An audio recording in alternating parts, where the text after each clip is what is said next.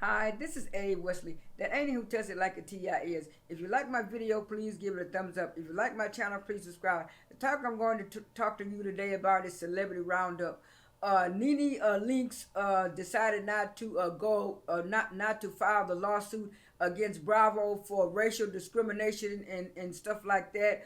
She talking about that she read it on the blogs last night. She's talking about that she decided not to go against the case because she's trying to move forward.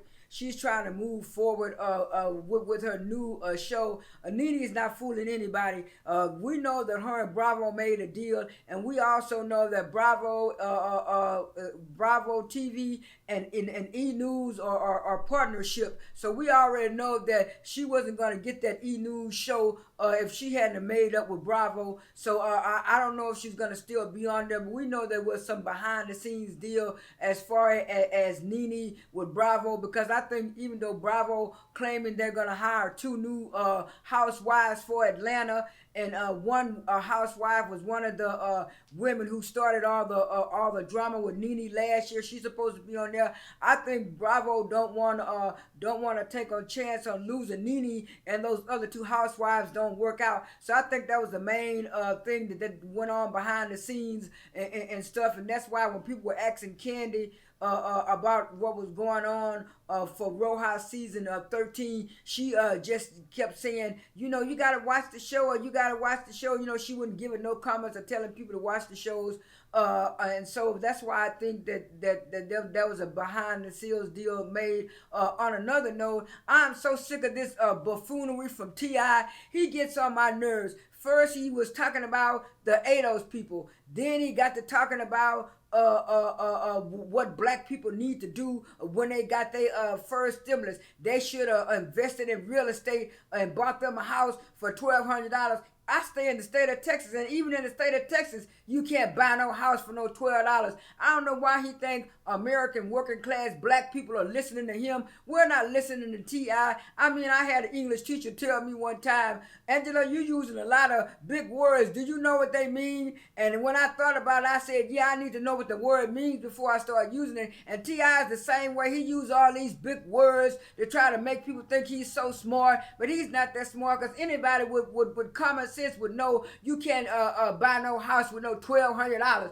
And then come to find out last night from one of the blogs that he's being investigated on some kind of cryptocurrency scheme with some investors, where he was getting investment funds from people to buy into cryptocurrency. I mean, I was almost caught up in that cryptocurrency stuff too, until I talked to my niece and I started looking at a lot of videos about people with that cryptocurrency. So it's like these do-for-selfers, celebrities and entertainers trying to tell working class people what to do when they don't know what to do with their own money, and that kind of upset me. So T.I., us American working people are not listening at you or Kamala Harris or Joe Biden. So y'all need to get off that bandwagon and thinking y'all getting certain people to vote for y'all. On another note, I saw a thread last night where Normani had posted up some pictures of her. It was on her Instagram, and since I follow her,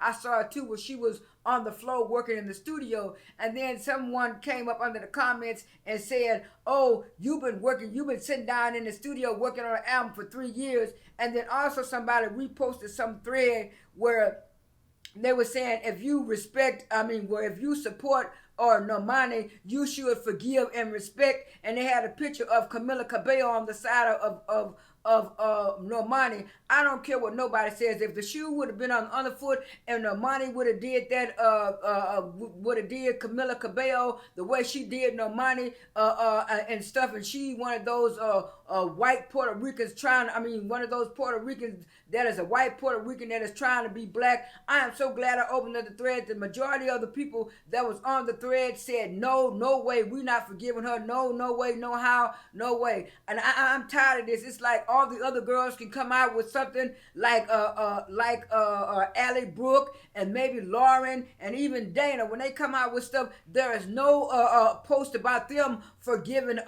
Camilla and being friends friends with Camilla. It's always Normani. I don't know why it's this competition between her and Normani. To me, it's not really a competition because Normani can dance. She's an all-around entertainer, and people keep talking about her vocals. Normani does have a vocal range. She has been practicing on her vocals for a while. So I think when she comes out with an album, it's gonna be a real good album. And so y'all shouldn't be rushing Normani with her album because her first album is probably gonna be her best album. And on the last note, I just got through listening to the Good Girls new songs, Faces, and stuff like that. And then sometimes I hate when some of these girl groups get signed to these labels and stuff like that, because even though they don't have to pay out the money of their out of their pocket, I listen to the full song on YouTube, and I also listen to it on my Spotify. It's a nice classic R&B song, sultry, sexy R&B song.